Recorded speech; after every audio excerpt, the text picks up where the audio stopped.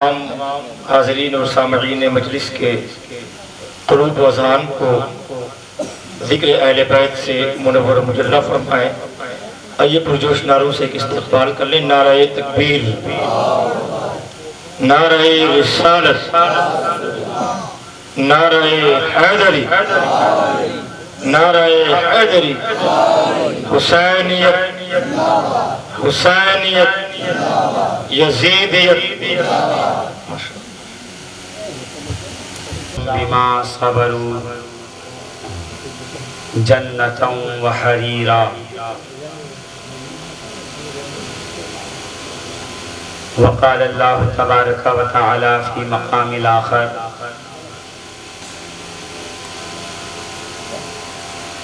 قل لا اسألکم علیہ اجرا الا المودۃ فی القربى آمنت باللہ صدق اللہ العظیم وصدق رسولہ النبی الامین المکین المتین الکریم ونحن على ذلك من الشاہدین والشاکرین والحمد للہ رب العالمین۔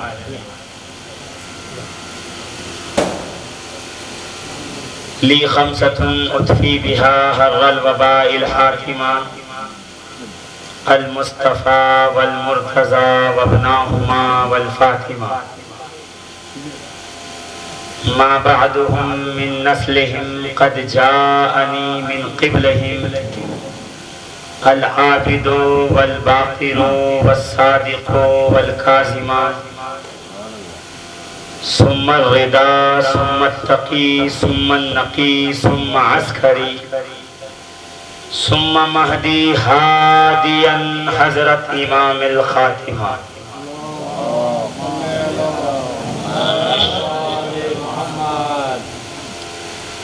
ناد علی مظہر العجائب تجدہ عونا لک فی النوائب کل ہم و غم سینجلی بولایتک یا علی یا علی یا علی۔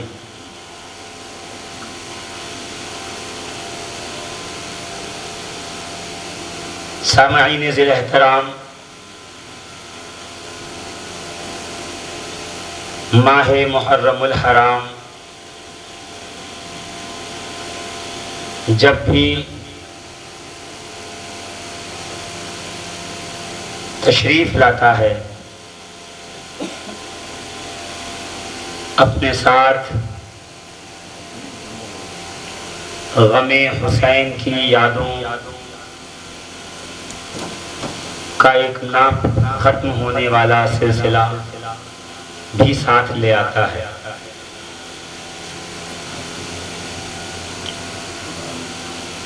یقیناً آپ نے چاند رات سے اب تک دسیوں خطابات، محافل و مجالس میں حاضری دی ہو۔ میں یہ نہیں کہہ رہا کہ آج آپ کچھ نیا سنیں گے، باتیں وہی پرانی ہیں، مگر غم شبیر اپنے اندر وہ تاثیر لیے ہوئے ہے۔ جتنی بار اس ذکر کو کریں یا سنیں، ہر بار تازہ ہی لگتا ہے۔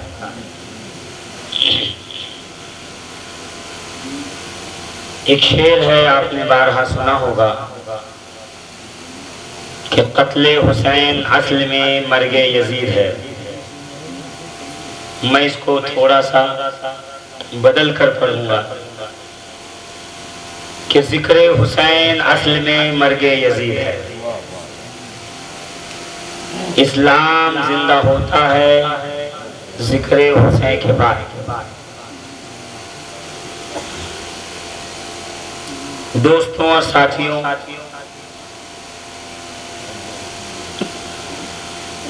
میں جان رہا ہوں کہ آپ یہاں پر سید الشہداء کی بارگاہ میں غلامی کا نذرانہ پیش کرنے کے لیے حاضر ہوئے ہیں۔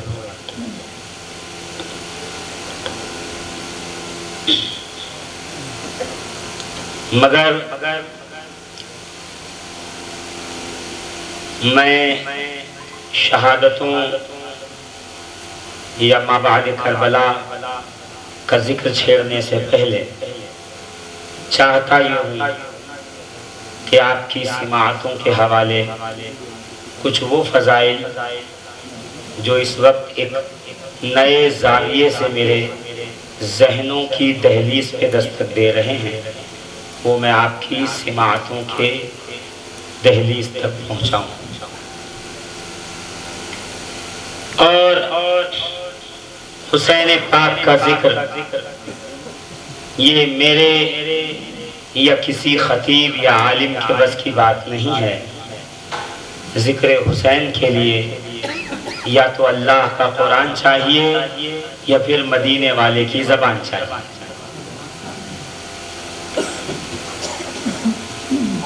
کسی شاعر نے کیا خوب کہا ہے،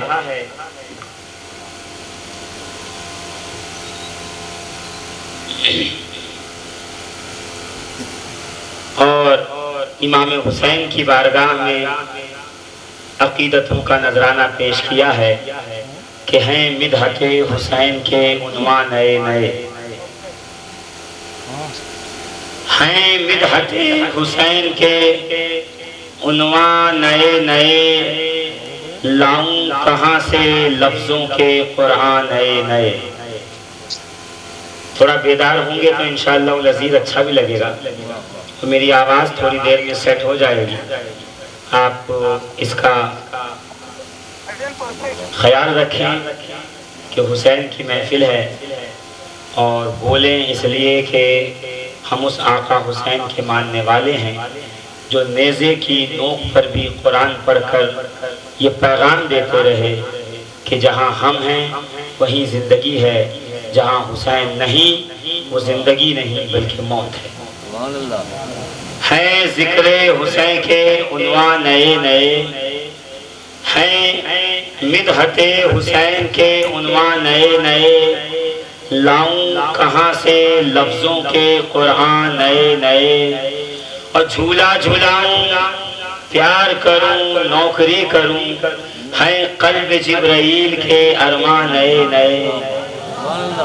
پھر سے سنیں گے تو انشاءاللہ آپ کو مزہ آئے گا کہ ہیں مدحت حسین کے عنوان نئے نئے، اس لیے کہ حسین کا ذکر صرف بطور شہید، بطور نواسہ رسول، بطور جنگجو، بطور شجاع، بطور بہادر، بطور عادل نہیں کیا جائے گا، بلکہ کائنات عالم میں فصاحت و بلاغت کے جتنے عنوان ہیں ہر عنوان پہ سب سے پہلا نام امام حسین کا موجود ہے۔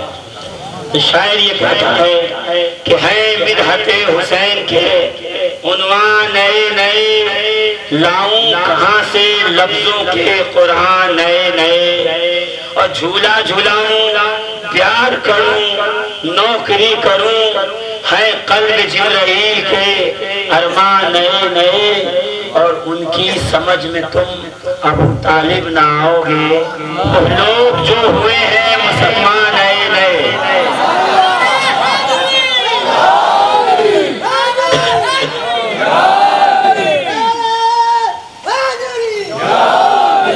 عزیزان محترم، مائک میرا 10 دن سے خراب تھا، آپ کا نہیں خراب ہے، آپ بولیں، اس لیے کہ آپ بولیں گے تو مجھے حوصلہ ملے گا آپ کی سماعتوں کی شاہراہ پر دھیرے دھیرے گزر جانے کا۔ عزیزوں دوستوں، ہم جس حسین کے ذکر کے لیے یہاں حاضر ہوئے ہیں وہ حسین کا ذکر ایسا نہیں کہ آج سنگسر میں ہو رہا ہے یا پٹن میں ہو رہا ہے یا گجرات میں ہو رہا ہے، یہ حسین کے ذکر کی پہلی محفل نہیں ہے۔ حسین کا ذکر اس وقت بھی ہو رہا تھا کہ ابھی کائنات عالم کو پروردگار نے زندگیوں سے سنوارا نہیں تھا۔ ابھی آدم آب و گل کی منزلوں میں مسافر نہیں ہوئے تھے کہ حسین کا ذکر ہو رہا تھا۔ کہاں کہ عرش بری پر جناب جبریل امین اہل سنت و جماعت کے معتبر مفسر جلال الدین سیوطی اپنی کتاب تفسیر در منصور میں فرماتے ہیں کہ جناب آدم علی نبینا وعلیہ الصلاۃ والتسلیم جب خلق کیے گئے اور اللہ کے حضور جناب آدم نے سجدہ کیا اور سجدے سے سر اٹھایا تو کیا دیکھا؟ عرش پہ 5 انوار جگمگا رہے ہیں۔ پروردگار عالم یہ نور کن کے ہیں؟ تو جناب پروردگار عالم نے جناب آدم کو جواب دیا، آدم یہ نور میرے حبیب محمد کا ہے۔ انا محمود ہوا محمد، انا علی ہوا علی، انا فاطر السماوات والارض ہوا فاطمۃ الزہرا، انا حسین ہوا حسن وانا محسن ہوا حسین۔ کہ آدم یہ میرے حبیب محمد کا نور ہے، یہ اس کے داماد اس کے بھائی علی کا نور ہے، اور یہ اس کی بیٹی فاطمہ زہرا کا نور ہے، اور یہ نور حسن کا نور ہے، یہ حسین کا نور ہے۔ آدم کوئی مشکل آئے تو ان کے وسیلے سے دعا کرنا۔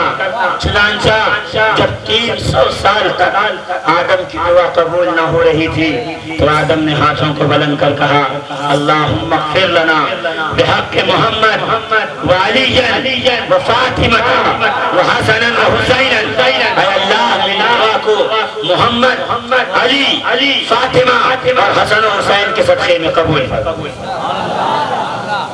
تو حسین کا ذکر اس وقت بھی ہو رہا تھا کہ ابھی زمین کا یہ زمین بچھائی نہ گئی تھی اور آسمان کا یہ شامیانہ لگایا نہ گیا تھا۔ ابھی آسمانوں پر ستاروں کے قندیل روشن نہ ہوئے تھے اور ابھی کہکشاں بنائی نہ گئی تھی، ابھی جسموں میں روح ڈالی نہ گئی تھی کہ جناب حسین کا ذکر ہو رہا تھا۔ ہم اگر آقا حسین کے ذکر میں آئے ہیں تو یہ ہمارا احسان نہیں ہے، یہ احسان آقا حسین کا ہے کہ انہوں نے اپنے اس مبارک ذکر میں ہمیں حاضری کا موقع عنایت فرمایا۔ سیدنا عبداللہ ابن عباس مفسر قرآن، حبر الامہ، مفسر اعظم، فقیہ مدینہ، صحابی رسول کہتے ہیں مسجد نبوی میں جب نماز ہو کر کے سارے صحابہ باہر آتے تو حضرت عبداللہ ابن عباس گھوڑے کی لگام پکڑتے اور آقا حسین کی خدمت میں لا کے گھوڑے کو کھڑا کر دیتے۔ سیدنا عباس ابن عباس کا یہ عمل ان کے شاگرد دیکھ رہے تھے۔ ایک دن کہا، اے ابن عباس آپ عمر میں بڑے ہیں، آپ علم میں بڑے ہیں، آپ تفسیر بیان کرتے ہیں، مفسر قرآن ہیں، فقیہ مدینہ ہیں، مدینے کے بہت بڑے عالم ہیں، آپ سے پورا مدینہ علم دین حاصل کرتا ہے، آپ کو کیا غرض ہے کہ آپ اس محفل میں جائیں اور حسین کی خدمت میں گھوڑے کو پیش کریں، ان کی نالین اٹھا کے ان کے پیروں میں رکھیں۔ تو عبداللہ ابن عباس کا وہ جواب جو صبح قیامت تک سنہرے الفاظ میں لکھا جائے گا، عبداللہ ابن عباس کہتے ہیں، لوگوں سنو، میں حسین کی خدمت کرتا ہوں تو میں ان پر احسان نہیں کرتا، یہ حسین کا احسان ہے کہ مجھ سے اپنی خدمت لے لیا۔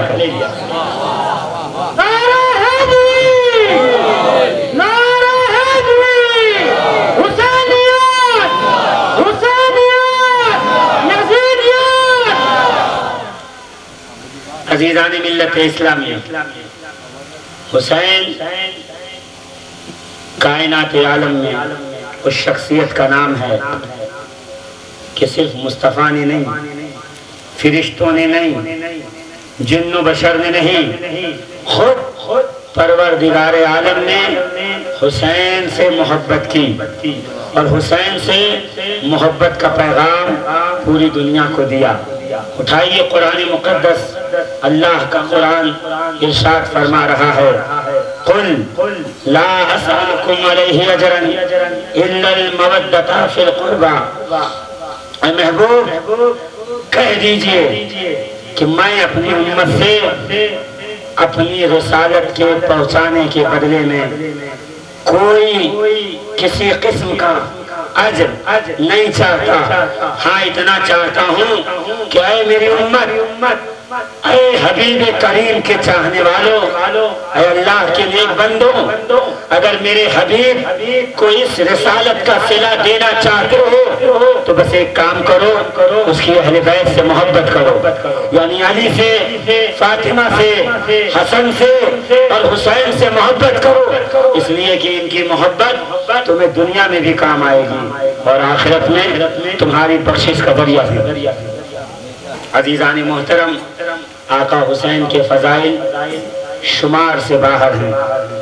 اگر روح زمین کا ذرہ ذرہ حسین کی فضیلت لکھنے بیٹھ جائے اور کائنات عالم صرف اور صرف حسین کے نام کے فضائل لکھنا شروع کرے تو میں عرض کروں گا کہ تمام روح زمین کے درخت قلم بنا دیے جائیں اور سمندروں میں سیاہی کھول دی جائے تو اس سمندروں کی سیاہی خشک ہو جائے گی اور قلم لکھتے لکھتے گھس کر ختم ہو جائیں گے، مگر حسین کی فضیلت ختم نہیں ہونے والی، اس لیے کہ حسین صرف نام وہ نام ہے کہ پروردگار عالم فرماتا ہے کہ میں حسین ہوں، حسن کو اپنے حبیب کے گھر میں اتارا، دو حصوں میں تقسیم کیا، جو بڑا شہزادہ ہے اس کو حسن بنایا اور جو چھوٹا شہزادہ ہے اس کو حسین بنایا۔ عزیزان ملت اسلامیہ، کائنات عالم مل کر کے بھی حسین کی فضیلت شمار نہیں کر سکتی۔ آئیے قرآن مقدس کی روشنی میں آقا حسین کی فضیلت سمجھنے کی کوشش کرتے ہیں۔ اللہ تبارک و تعالی قرآن پاک میں ارشاد فرماتا ہے، سورہ شورى آیت نمبر 23، قل لا اسألکم علیہ اجرا الا المودۃ فی القربى۔ صحابہ رسول اللہ کی بارگاہ میں آئے یہ دیکھتے ہوئے کہ جب سے قرآن کے نزول کا وقفہ شروع ہوا ہے سرور عالم نے ایک لمحہ بھی اپنی ذات کے واسطے نہیں دیا، بلکہ اپنی تجارت، اپنا بزنس، اپنا کاروبار، اپنے گھر والوں کے تمام ضروریات کو بالائے طاق رکھ کر سید الانبیاء نے صبح و شام صرف ایک کوشش کی ہے کہ پیغام متین، دین متین، اللہ کا پیغام، قرآن کا پیغام امت کے ایک ایک فرد تک پہنچے، یعنی جسموں پہ پتھر کھاتے رہے، جسم لہو لہان ہوتا رہا، پیروں کے نیچے کانٹے آتے رہے، لوگوں نے اپنے گھر کی گندگیاں رسول اللہ کی راہ میں بچھا دی، سرور عالم نے کوئی پرواہ نہ کی بلکہ اللہ کے دین کے لیے سفر کیا، یہاں تک کہ گھر میں 2-2، 3-3، 4-4 دن کے فاقے گزرے۔ صحابہ نے دیکھا تو فکر مند ہوئے کہ آخر رسول اللہ کا گھر کیسے چلے گا، فیملی کیسے چلے گی، کب اس نے جو لیا، کسی نے شہد، کسی نے کھجور، کسی نے درہم و دینار، رسول اللہ کی بارگاہ میں آئے، یا رسول اللہ آپ چونکہ دین متین کے تبلیغ میں صبح و شام صرف کرتے ہیں، اس لیے ہم چاہتے یہ ہیں کہ یہ نذرانہ، یہ ہدیہ، حقیر سا ہدیہ آپ کی بارگاہ میں پیش کریں تاکہ آپ کی فیملی لائف ڈسٹرب نہ ہو، آپ کا خاندان، آپ کی اہل بیت، آپ کی ازواج اسی پیسوں سے زندگی بسر کریں اور آپ اللہ کا پیغام لوگوں تک پہنچائیں۔ کئی گفتگو چل ہی رہی تھی، یہ بات چل ہی رہی تھی، رسول اللہ سن ہی رہے تھے کہ جبریل امین بارگاہ رسالت میں حاضر ہوئے، کہ یا رسول اللہ، اللہ نے آپ کے ان صحابہ کی محبتوں کو قبول کر لیا ہے کہ انہوں نے آپ کی بارگاہ میں لا کر یہ ہدیہ پیش کیا تاکہ آپ کی فیملی لائف ڈسٹرب نہ ہو اور دین متین کا کام ہوتا رہے، مگر اللہ نے پیغام دیا ہے۔ رسول نے کہا جبریل سناؤ، فقالا بسم اللہ الرحمن الرحیم قل لا اسألکم علیہ اجرا الا المودۃ فی القربى، اے محبوب کہہ دیجئے میں اس تبلیغ رسالت کے بدلے میں اے امت تم سے کسی قسم کا اجر نہیں چاہتا، ہاں دینا چاہتے ہو تو فقط ایک کام کرو، میرے اہل بیت سے محبت اختیار کرو، میرے قرابت داروں سے مودت اختیار کرو، میرے تمام اہل بیت سے اتنی محبت کرو جتنی تم اپنے گھر والوں سے کرتے ہو۔ عزیزان ملت اسلامیہ، صحابہ نے پیغام سنا، اپنا اپنا تحفہ لے کے گھروں کی طرف لوٹ گئے، مگر یاد رکھیے کہ اگر آیت کا صرف ترجمہ کریں گے تو بات وہ سمجھ میں نہیں آئے گی۔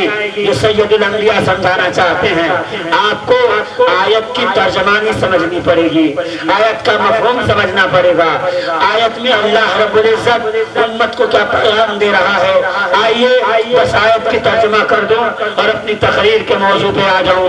پروردگار عالم ارشاد فرما رہا ہے، قل اے محبوب آپ کہہ دیجئے، آپ فرما دیجئے۔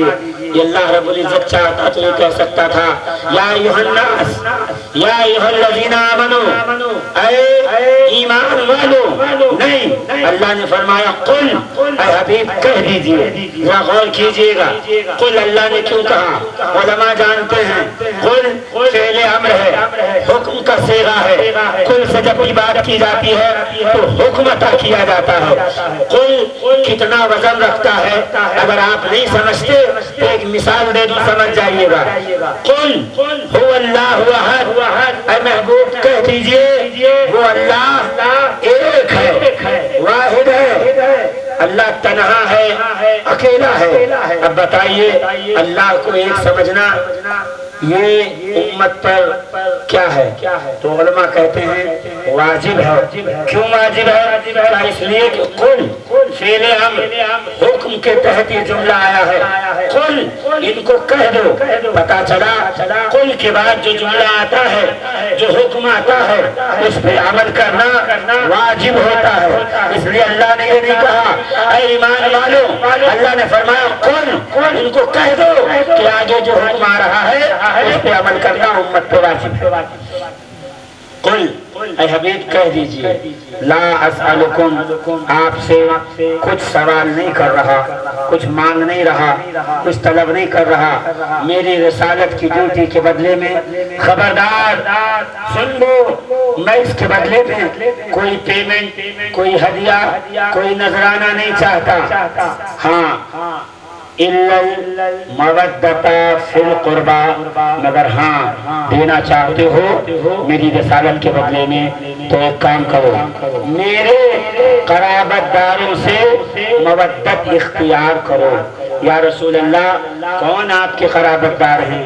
فقال علی و فاطمہ و حسن و حسین، میرے قرابت دار علی ہیں، فاطمہ ہیں، حسن ہیں اور سیدنا حسین۔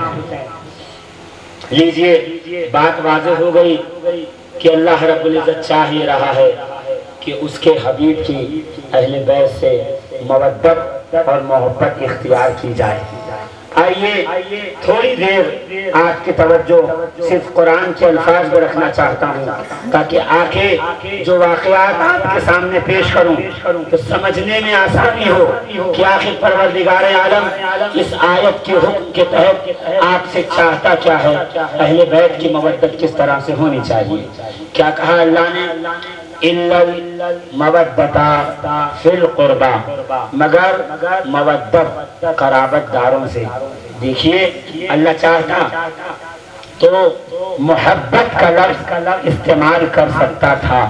محبت یعنی پیار، محبت دلی لگاؤ، محبت یعنی کسی پر اپنی جان نچھاور کر دینے کا جذبہ، کسی پر اپنے مال کو لٹا دینے کا جذبہ، اس کو ہم کہتے ہیں محبت. مگر محبت عربی کا لفظ ہے. اگر محبت کروانی ہوتی تو پروردگار عالم یہ کہہ سکتا تھا الا المحبۃ فی القربى، مگر اللہ نے کیا فرمایا؟ الا المودۃ فی القربى. اگر اللہ نے لفظ محبت نہ استعمال کر کے لفظ مودت استعمال کیا ہے تو کچھ نہ کچھ حکمت اس کی ضرور موجود ہے کہ اللہ نے لفظ بدل کے استعمال کیا. محبت اور مودت کا لفظ لے کے جب ہم زبان و کلام کے ترازو میں رکھیں گے تو پتہ یہ چلے گا محبت اور مودت کا معنی تو ایک ہے، مگر محبت کے اندر راز و نیاز کے وہ معنی نہیں پائے جاتے جو لفظ مودت کے اندر پائے جاتے ہیں. محبت کرنا یعنی کسی سے پیار کرنا. عزیزان محترم، پیار ہم اپنے بیٹے سے کرتے ہیں، پیار ہم اپنے گھر والوں سے کرتے ہیں، پیار ہمیں ہماری گاڑی سے ہوتا ہے، پیار ہمیں ہمارے کپڑے سے ہوتا ہے، پیار ہمیں ہمارے موبائل سے ہوتا ہے. اگر کسی نے ہمارے موبائل کی اسکرین توڑ دی تو ہم اس سے اتنا جھگڑا کریں گے، اتنی لڑائی کریں گے کہ ہو سکے تو مار پیٹ پہ اتارے ہو جائیں گے. راستہ چلتے ہوئے میری نئی گاڑی پہ کسی نے اسکریچ ڈال دیا تو خبردار ہم اس سے جھگڑا کریں گے، اس سے ہرجانہ لیں گے، اس لیے کہ ہمیں ہماری گاڑی سے محبت ہے، ہمیں ہمارے موبائل سے محبت ہے، ہمیں کپڑے سے محبت ہے، ہمیں ہمارے گھر سے محبت ہے.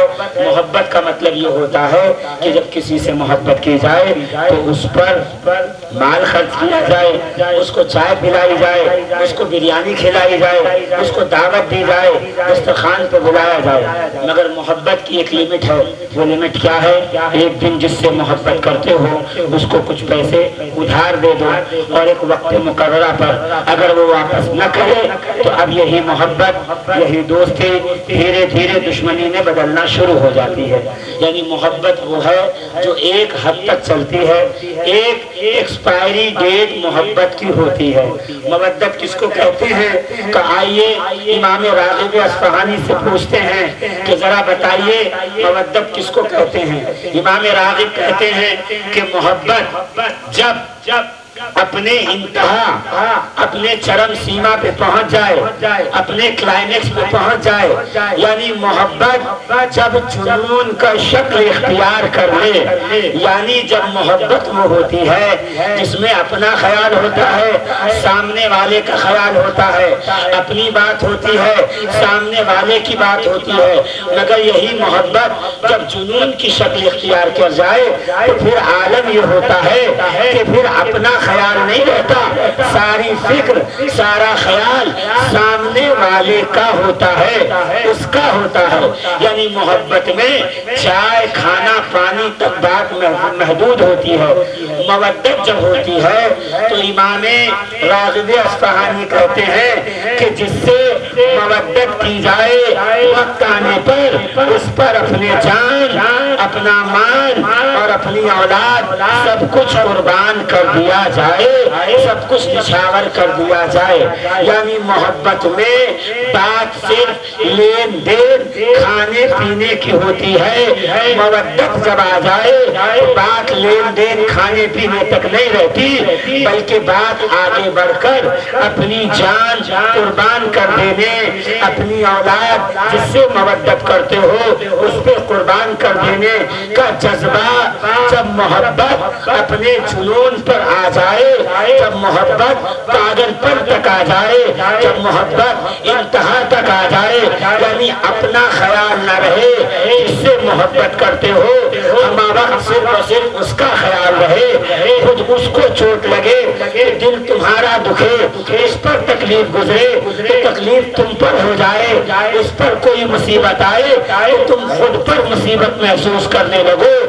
محبت جب انسان کو اس منزل پہ لے آتی ہے تو اس کو کہتے ہیں مودت.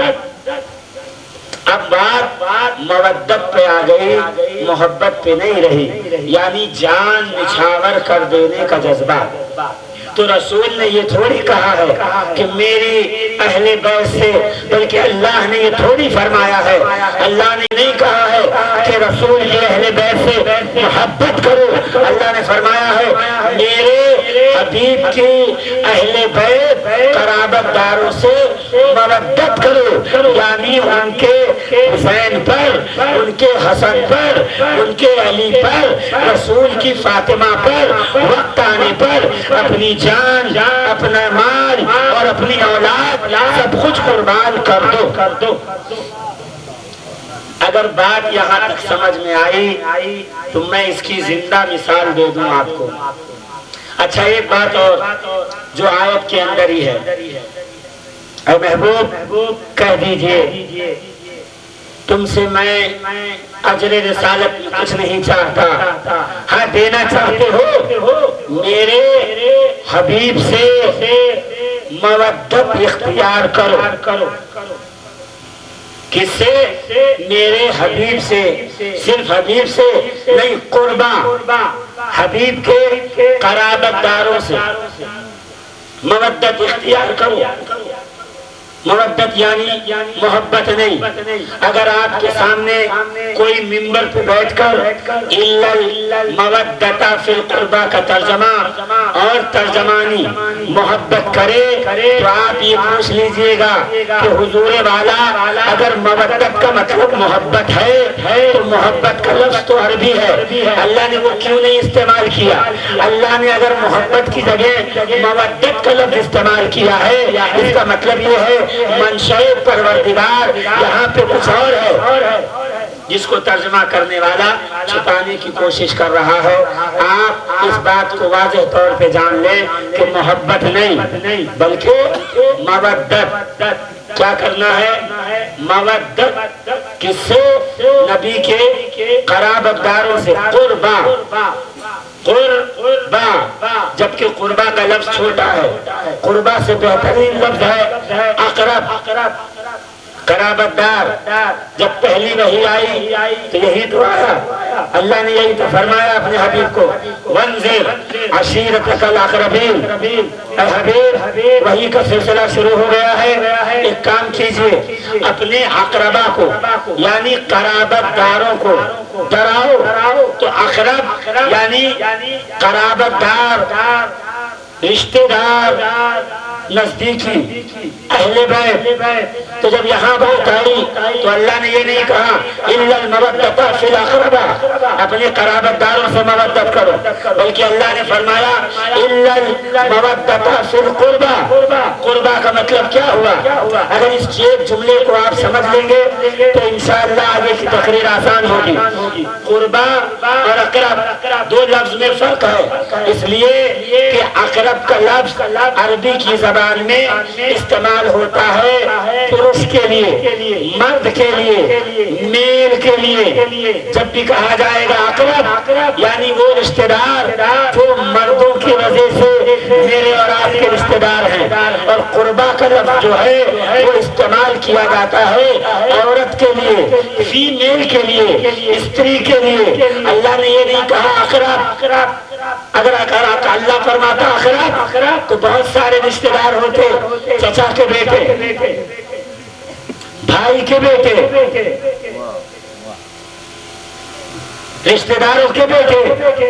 اللہ نے فرمایا الا المودۃ فی القربہ، قرابت دار، قربا یعنی وہ لفظ جو عورتوں کے لیے استعمال ہوتا ہے، اس لفظ کو استعمال کر کے پروردگار نے واضح فرما دیا کہ حبیب اعلان کر دیجئے اللہ صرف قرابت داروں کی نہیں بلکہ ان قرابت داروں کی محبت چاہتا ہے، ان کی مودت چاہتا ہے جو کسی عورت کی وجہ سے رسول اللہ کے رشتہ دار ہیں۔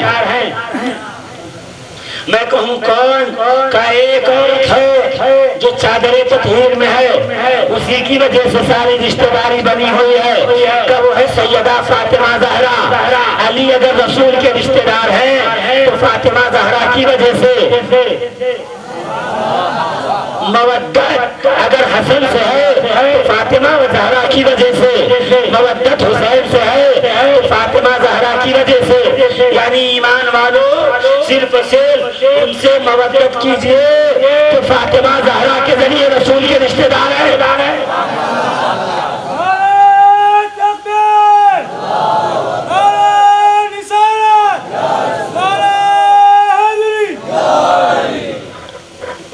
عزیزان ملت اسلامیہ غور فرمائیے گا اور میرے ساتھ چلیے گا، اس لیے کہ تقریر اب یہاں سے شروع کر رہا ہوں۔ اب تک تو صرف میں نے زمین بنائی کہ اب اس پہ عمارت کھڑی ہوگی کہ نہیں۔ آواز کا کوئی مسئلہ نہیں ہے، آواز کھل جائے گی، علاج ہو جائے گا۔ آپ کی آواز نہیں نکلی تو مسئلہ ہو جائے گا۔ اللہ فرما رہا ہے اہل بیت سے مودت کرنا ہے، محبت نہیں کرنا ہے، اس لیے کہ محبت مومن اپنے بیٹے سے بھی کرتا ہے، اپنے سامان سے بھی کرتا ہے، اپنی جائیداد سے بھی کرتا ہے، اپنے مال سے بھی کرتا ہے، اپنی گاڑی سے بھی کرتا ہے، اپنے موبائل سے بھی کرتا ہے، مگر ان سے محبت نہیں بلکہ مودت اختیار کرنی ہے۔ مودت کا مطلب یہ ہے کہ جنون کی حد تک، اور جنون اس کو کہتے ہیں کہ جس سے مودت کی جائے، اس پہ مصیبت آئے تو اس پہ اپنا بیٹا قربان کر دو، اس پہ اپنی اولاد قربان کر دو، اس پر اپنا مال قربان کر دو، اس پر اپنی جان کی قربانی پیش کرو۔ یعنی جب یہ لوگ ان سے مودت کرنی ہے، ان پہ مصیبت آئے تو ایمان والو بیٹا قربان کرنے میں سوچنا مت، جان کی بازی لگانے میں سوچنا مت۔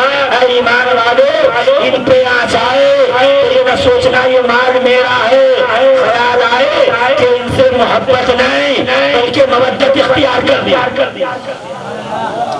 میں کہوں یا رسول اللہ یہ محبت و مودت ہم تو آپ کو فالو کرتے ہیں، کیا ہم آپ کو ہمیشہ ہمیش کے لیے آپ کی اتباع کرتے ہیں؟ لقد کان لکم فی رسول اللہ اسوۃ حسنہ، رسول کی زندگی سے کوئی مثال مل جائے کہ مودت کہتے کس کو ہیں تو ہم تمام مومن و مومنات اور مسلمون و مسلمات کے لیے آسانی ہو جائے کہ آخر مودت کی کس طرح جائے۔ تو آئیے آپ کو وہ دن یاد کراؤں، مسجد نبوی ہے، میرے آقا تشریف فرما ہے، ایک طرف رسول اللہ کے سگے نواسے سیدنا امام حسین تشریف فرما ہے، ایک طرف رسول اللہ کے سگے بیٹے سیدنا ابراہیم ابن رسول اللہ تشریف فرما ہے۔ جبریل امین آئے، بارگاہ رسالت میں آ کے کہا یا رسول اللہ میں آیا ہوں، میرے ساتھ رضوان جنت بھی ہیں۔ کیسے آئے؟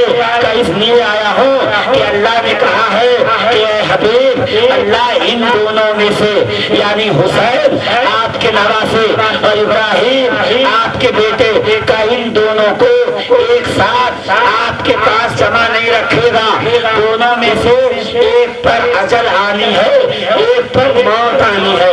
آپ فرمائیں کہ دونوں میں سے کس پہ موت آئے، آپ کس کو اپنے پاس رکھیں گے اور کس کے لیے موت کا انتخاب کریں گے؟ ہمارے یہاں علماء یہ کہتے ہیں کہ اصل میں رسول اللہ نے سوچا کہ اگر حسین کا وصال ہو گیا تو زہرا کو، علی کو، مجھ کو سب کو تکلیف ہوگی، اور اگر میرے بیٹے کا وصال ہوا تو میرے علاوہ تکلیف کس کو ہوگی؟ یہ بےایمانی ہے سراسر، وہ فضیلت چھپانے کے لیے جو رسول بتانا چاہتے ہیں۔ ارے تکلیف کی بات کیا ہے؟ اگر ابراہیم ابن رسول اللہ کا وصال ہوگا تو کیا سیدہ کو تکلیف نہیں ہوگی اس لیے کہ بھائی کا وصال ہو رہا ہے؟ کیا علی کو تکلیف نہیں ہوگی اس لیے کہ برادر نسبتی کا وصال ہو رہا ہے؟ کیا حسن و حسین کو تکلیف نہیں ہوگی اس لیے کہ ماموں جان کا انتقال ہو رہا ہے؟ کیا ازواج کو تکلیف نہیں ہوگی کہ بیٹے کا انتقال ہو رہا ہے؟ یہ کیا فلسفہ ہوا؟ فلسفہ یہ نہیں ہے، اصل مطلب کیا ہے میں بتاتا ہوں۔ ایک طرف حسین ہے، ایک طرف سیدنا ابراہیم ہے۔ رسول نے دونوں کو دیکھا، دیکھ کر کے دونوں کا ماتھا چھوڑا اور دل میں خیال آیا ایک سے نسل چلے گی، یہ میرا سگا بیٹا ہے، ایک حسین ہے، اللہ نے وعدہ تو کر لیا ہے کہ حسین سے نسب چلائیں گے، مسئلہ نسب و نسل کا نہیں ہے، مگر ہاں اگر آج حسین دوں گا تو بیٹا بچ جائے گا، اور اگر آج میں نے بیٹا دے دیا تو قیامت تک امت کو آیت کا مطلب سمجھ میں آئے گا کہ جب حسین کو کوئی مصیبت آئے تو اس سے مدد کرنی ہے، یعنی حسین پہ اپنا بیٹا قربان کرنا۔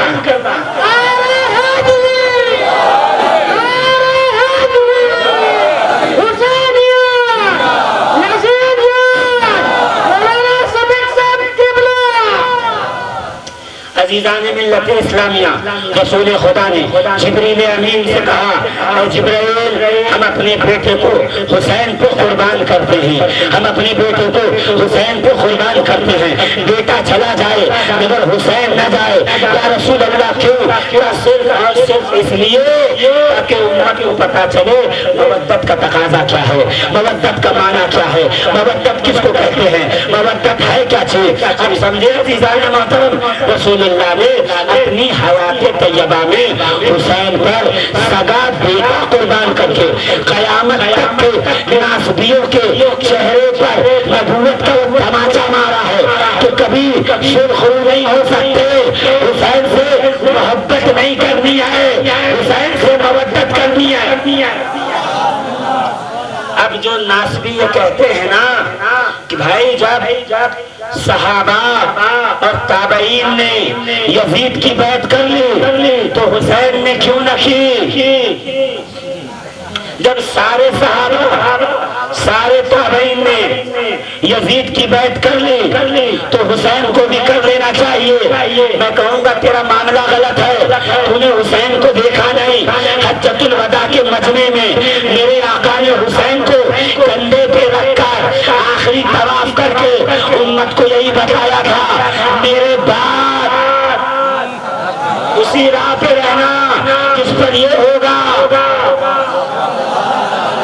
عزیزان ملت اسلامیہ، سوال یہ نہیں کرو کہ جب صحابہ نے بیعت کر لی تو حسین نے کیوں نہ کی، سوال یہ کیا جائے گا جب شہسوار دوش پیغمبر نے جب حسین نے بیعت نہ کی تو صحابہ کو بیعت کرنے کی کیا ضرورت ہے؟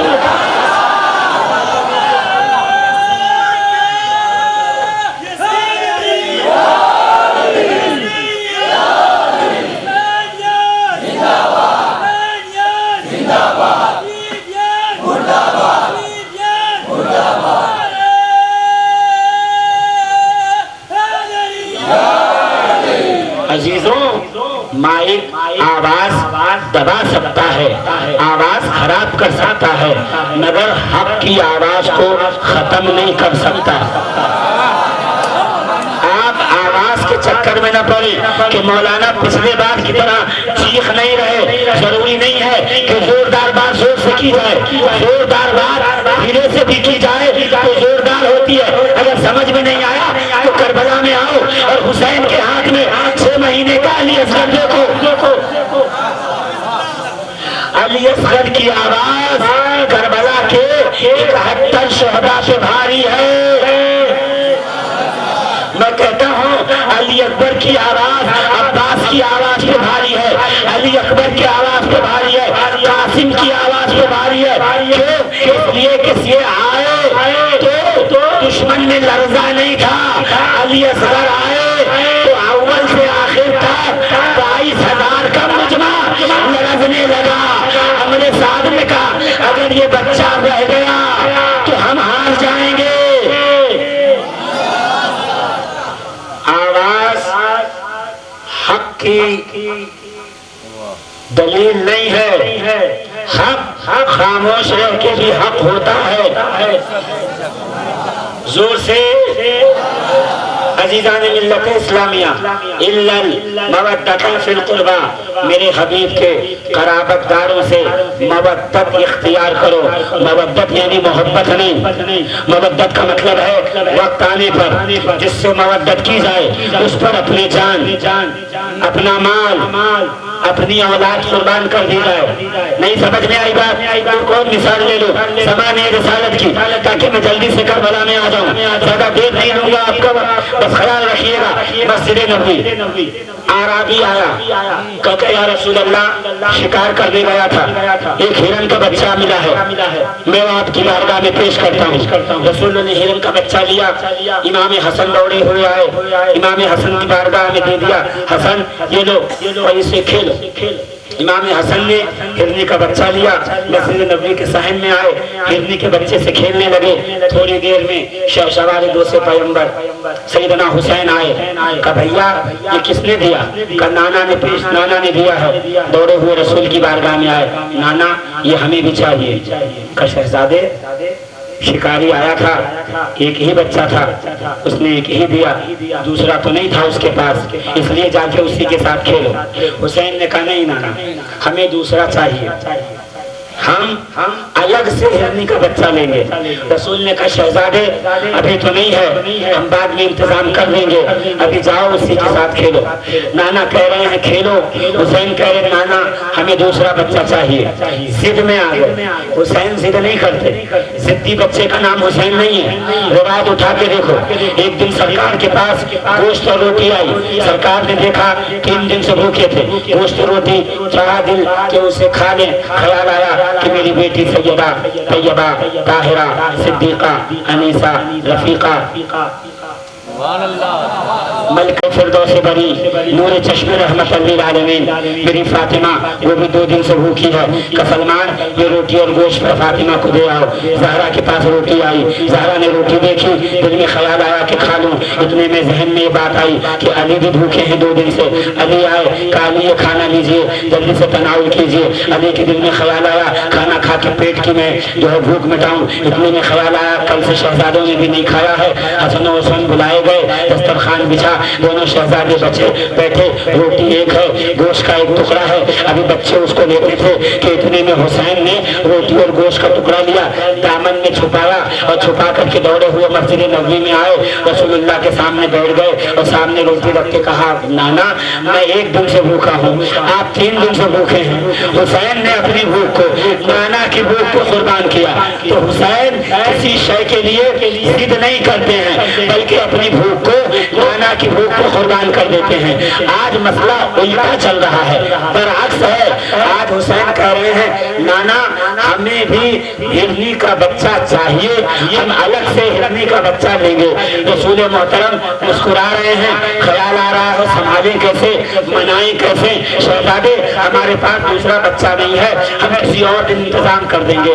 का हुसैन रोने लगे, आंखों में आंसू आए, गला भर्रा गया, आवाज भारी हो गई। जब रोता है इंसान तो आवाज भारी हो जाती है, गला भर्रा जाता है और आंखों में आंसू आ जाते हैं। आका हुसैन के आंखों में आंसू आए, गला भर्राया, अभी कुछ बोलते इतने में रसूलुल्लाह की निगाह पड़ी कि मस्जिद नबवी के सामने वाली गली से एक हिरन दौड़ती हुई आ रही है। उसके पीछे पीछे उसका एक छोटा सा बच्चा अकेलिया करता हुआ दौड़ता हुआ पीछे पीछे आ रहा है। मस्जिद नबवी में हिरन आई, अस्सलामु अलैकुम या रसूलल्लाह, वालेकुम अस्सलाम, कैसे आई? का सरकार हुसैन की आंखों से आंसू आए, ये मुझे गवारा नहीं है, मैंने अपना बच्चा हुसैन की बारगाह में पेश किया, कहिए इससे दिल बहला ले, अगर रोए ना।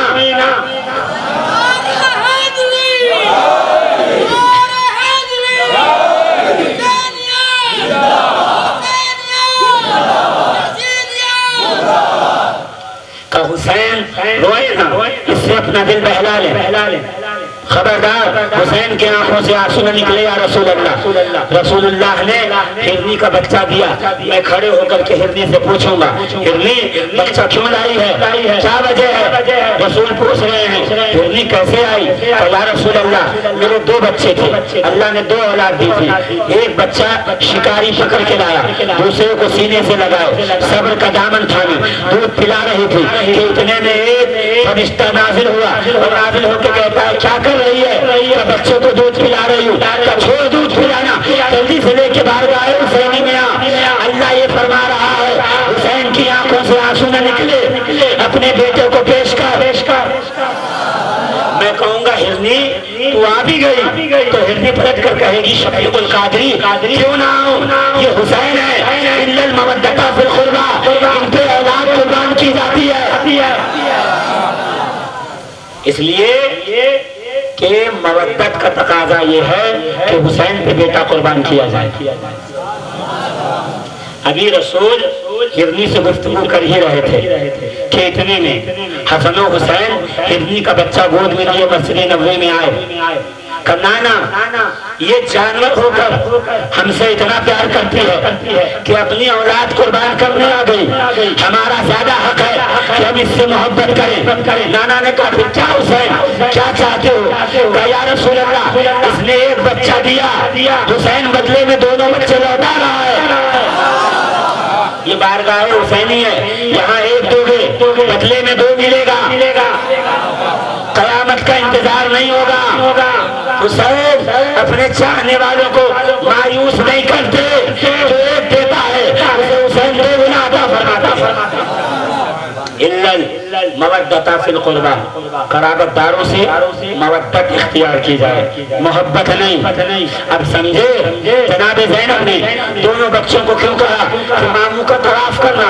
اس لیے کہ زینب جانتی تھی الا المودت فی القربہ کا تقاضا یہی ہے کہ حسین پر اپنی اولاد قربان کی جائے۔ اور جو آئے ہیں نا اور کہہ رہے ہیں آقا میرا 18 سال کا بیٹا ہے، بہت مشکل سے اس کو فن سپاہ گری سکھایا، تلوار چلانا، میں چاہتا ہوں کہ وہ آپ پہ قربان ہو، میری طرف سے پہلی قربانی آئے۔ میں کہوں گا تم آیا ہے نا، غلطی تیری تھی، تو نے روکا تھا حسین کو، تو آیا ہے تو کافی ہے، یہ بیٹا کیوں لے آیا؟ تو پھر کہیں گے تو جانتا نہیں ہے الا المودت فی القربہ، حسین سے مودت کرنی ہے، یعنی جان مال اولاد۔ شربت پی کے حسینی ہو گئے، کھچڑا کھا کے حسینی ہو گئے، لنگر کھایا تو خود کو حسینی کہہ رہے ہیں۔ یہ حسینیت نہیں ہے۔ حسینیت کا مطلب یہ ہے کہ حسین کا نام آئے تو دولت قربان کر دو، حسین کا نام آئے اولاد قربان کر دو، حسین کا نام آئے تو تلوار کی نوک پر گردن رکھ کے کہو آقا حسین حاضر ہے۔ مسلم ابن عزہ حاضر ہے، سہیل ابن خین بجلی۔ کس کو کہتے ہیں قرابت داروں سے مودت؟ یہ صرف آیت کا معنی بتا رہا ہوں، تقریر نہیں کر رہا۔ مجھے جناب عباس کے فضائل پڑھنے ہیں آپ کے سامنے، پھر قربانی پہ آؤں گا اور مصائب کے اوپر، مگر پہلے تقریر میں مودت کا معنی تو سمجھیے کہ مودت کس کو کہتے ہیں۔ جب تک مجمع ایک ساتھ بولے گا نہیں میں تقریر بڑھاتا رہوں گا، کب تک سنیں گے آپ یہ میں دیکھنا چاہتا ہوں۔ عزیزان ملت اسلامیہ، میں دیکھوں گا مودت کیسے سمجھتے ہیں۔ میں ڈائلگ بازی کرنے نہیں آیا ہوں کہ آپ کے سامنے 2-4 جذباتی نعرے لگا دوں اور آپ نعرہ لگا کے گھر چلے جائیں، بلکہ اس بات کو ذہن میں بٹھائیں آخر کیوں کربلا میں آنے والے اپنے بیٹوں کو سجا سجا کے بھیج رہے تھے، امامہ باندھ کے بھیج رہے تھے۔ وجہ کیا تھی کہ آخر کربلا میں آنے والا حسین کے آگے نماز میں سترہ بن کے کھڑا تھا کہ تیر میرے سینے پہ لگے اگر حسین کو نہ لگے۔ کیوں؟ اس لیے کہ وہ قرآن پڑھتے تھے، قرآن کا معنی جانتے تھے، انہوں نے علی سے قرآن پڑھا تھا، انہوں نے رسول سے قرآن پڑھا تھا، آنے والوں نے اہل بیت سے قرآن پڑھا تھا۔ وہ جانتے ہیں مودت کا مطلب محبت نہیں ہے، محبت شربت اور کھچڑی پہ ختم ہو جاتی ہے۔ مودت جب آتی ہے تو ان کے ساتھ بھوکا رہنا پڑے گا، ان کے ساتھ واقع کرنے پڑیں گے، ان کے خوشی میں خوش ہونا پڑے گا، ان کی اولادوں پہ اپنی اولاد قربان کرنی پڑے گی، ان کی جانوں پر اپنی جانوں کا نظارہ پیش کرنا پڑے گا۔ اگر یہ جذبہ حسینیت کے لیے ہے تب کہیے کہ حسین سے مودت کرتے ہیں، اور یہ جذبہ نہیں ہے تو عزیزان محترم ہمارا دعوی محبت حسین جھوٹا قرار پائے گا۔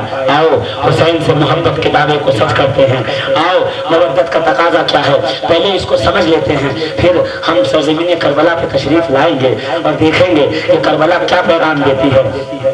ذرا تشریف تو لائیے، آئیے تو صحیح، میں آپ کو بتا تو دوں صحیح کیا ہوا۔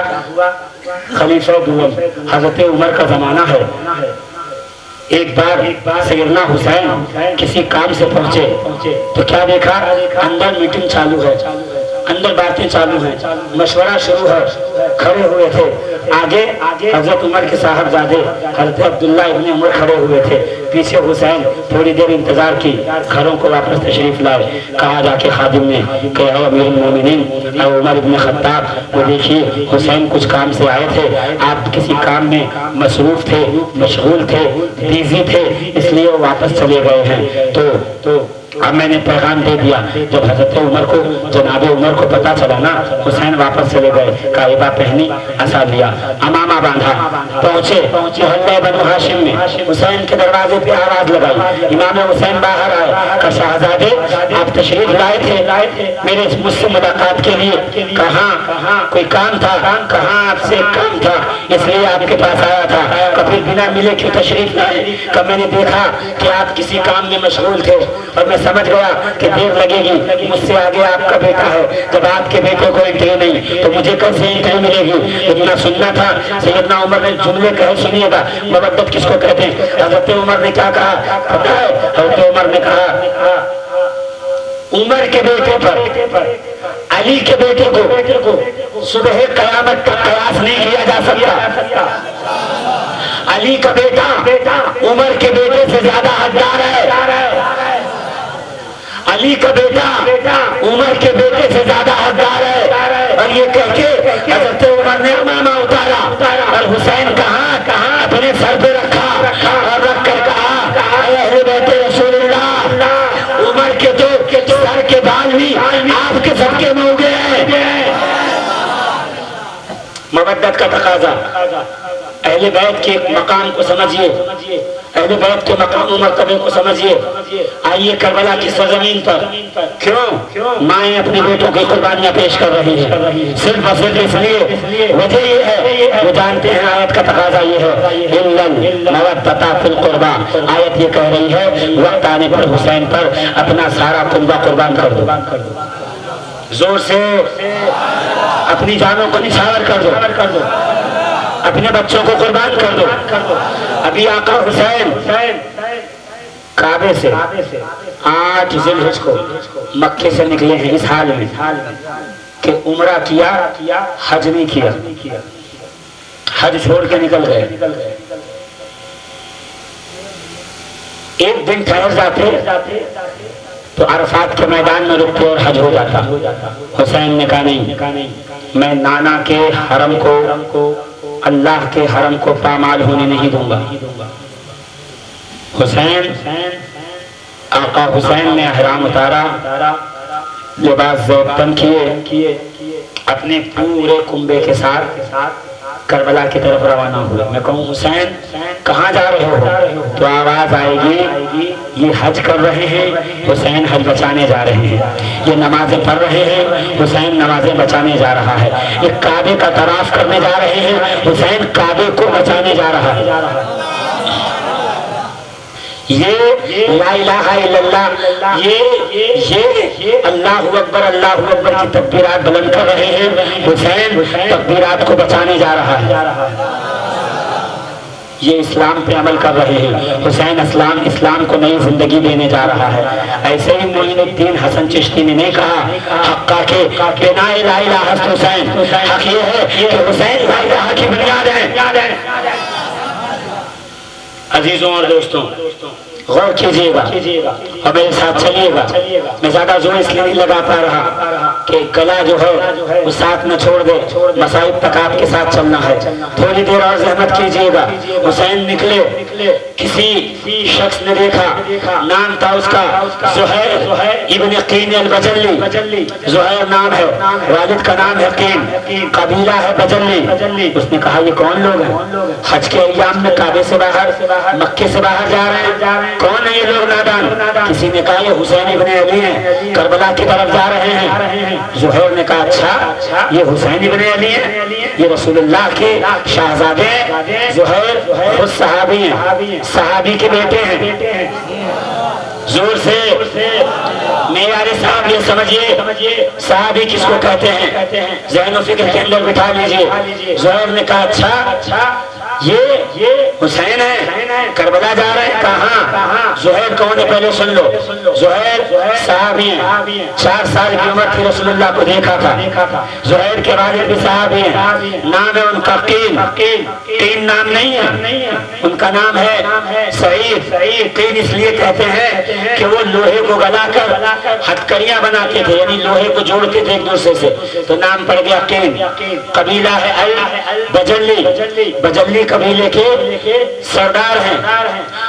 باپ سے بجلی قبیلے کی سرداری ملی. اتنے غضب کے تلوار چلانے والے ہیں، بہادر ہیں کہ جس جنگ میں گئے، جنگ میں اپنی طاقت و شجاعت کا لوہا منوایا. فاتح مصر کہلاتے ہیں. مصر سے جب فتح کر کے آئے تو ایسی عظیم کارکردگی، اتنا اچھا پرفارمنس دیا تھا کہ اللہ رب العزت کے فضل سے مال غنیمت میں 5 اونٹ بھر کے مال ملا، جس میں درہم و دینار، سونا چاندی، زرہیں، تلواریں تھی. ایک تو قبیلے کے سردار، فاتح مصر، جنگوں میں سب سے اچھا پرفارمر کرنے والے، سب سے اچھا عمل اور شجاعت دکھانے والے، اس کے انعام الگ سے۔ پھر ایک جگہ قبیلے کے سردار تھے، ایک بیٹی تھی، ان کا صرف اور صرف کہنا یہ تھا کہ جو مجھے ہرا دے گا تلوار بازی میں اپنی بیٹی کو اس سے نکاح کروں گا اور اپنے قبیلے کی سرداری اس کو دے دوں گا۔ تو زہیب نے وہاں سردار قبیلہ سے جنگ کی، فتح ہوا، شادی بھی ہوئی، اس قبیلے کی سرداری بھی ملی۔ دو قبیلوں کے سردار، جنگوں کے فاتح، مالدار، اللہ نے بہت مال دیا۔ پھر جو بھی قبیلے میں مسئلہ پیش آتا تو سارے لوگ آتے زہیب کے پاس مسئلہ لے کے، ہمارا مسئلہ حل کر دیجئے، ہمارے میں آپس میں جو ہے وہ سمادھان کرا دیجئے۔